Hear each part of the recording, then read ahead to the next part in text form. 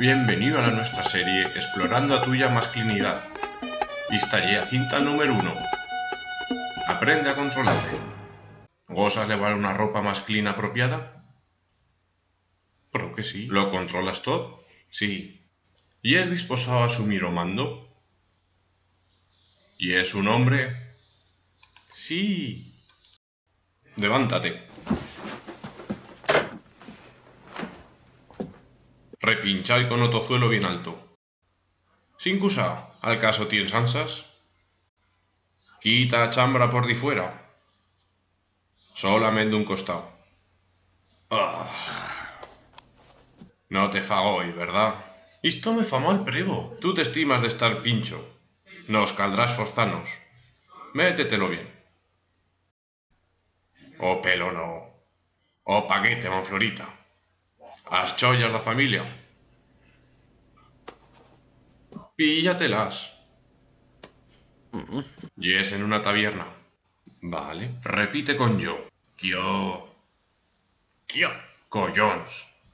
Un escarapate fabuloso. Un escarapate. Has picao. Maldita siga. Somos plegados a la parte más embolicada do comportamiento masculino. ¿Cuál? O baile. Sí. Los hombres, los auténticos masclos no bailan. Por favor. Baixo garra circunstancia. Esta será tuya prueba definitiva. Y es imprescindible que prives o ritmo, la armonía y o placer. Feo que te pete fueras de bailar.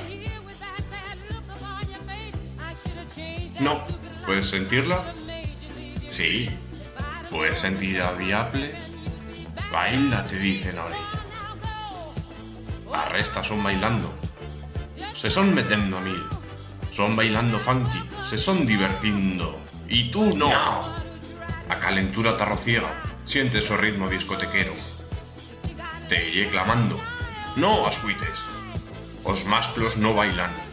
Treballan, zorrupian, tienen la esquena estricallada, pero no bailan. No aliente. Sé quieto. Feo que te pete, pero no se te ocurra bailar.